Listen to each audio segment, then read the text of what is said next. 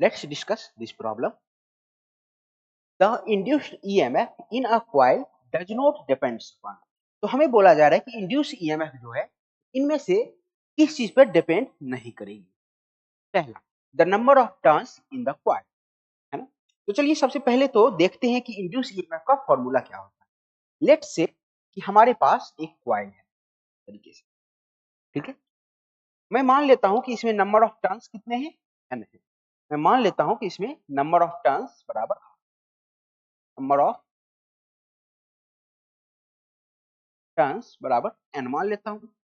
इसकी रेडियस क्या मान लेता हूं, आर मान लेता हूं, ठीक है। अब यहाँ पे मैग्नेटिक फील्ड में मान लेता हूं कितना है। तो अगर मैं इसकी फ्लक्स लिखूं, मैग्नेटिक फ्लक्स, तो आप क्या लिखोगे, E इंटू इसकी area pi r square into cos theta, लेकिन नंबर ऑफ टर्न्स एन है तो आप क्या करोगे, इसको एन से मल्टीप्लाई भी तो करोगे, है ना। तो यहां से हम कह सकते हैं कि हमारा फ्लक्स क्या आ जाएगा बच्चों, B N pi r square into cos of theta. अब हम जानते हैं कि हमारा इंड्यूस्ड ईएमएफ जो होता है वो होता है d phi by d t, ठीक है।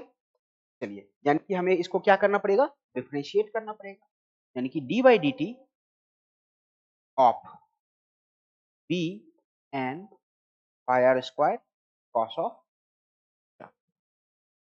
अब हमें बोला गया है कि हमारा इंड्यूस्ड ईएमएफ जो है किन किन चीजों पे डिपेंड नहीं करता है।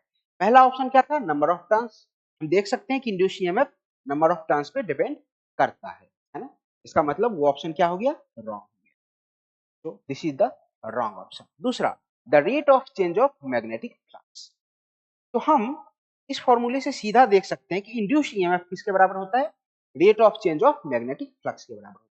तो ये तो सीधे सीधे ही उस पर डिपेंड करता है ना। तो हम कह सकते हैं कि ये भी रॉन्ग आंसर है, इस पे भी डिपेंड करता है induced.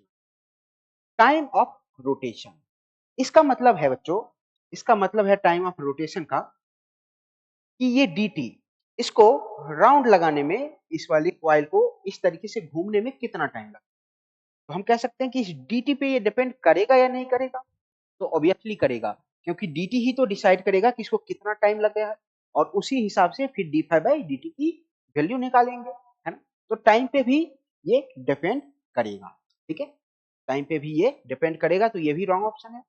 The resistance of the circuit, तो बच्चों रेजिस्टेंस ऑफ द सर्किट, क्या यहाँ पे कहीं भी आपको सर्किट का रेजिस्टेंस यानी इस कॉइल का रेजिस्टेंस आपको दिख रहा है, बिल्कुल नहीं दिख रहा। इसका मतलब ये रेजिस्टेंस पे डिपेंड नहीं करेगा, है ना। का मतलब ऑप्शन डी जो है वो राइट आंसर है।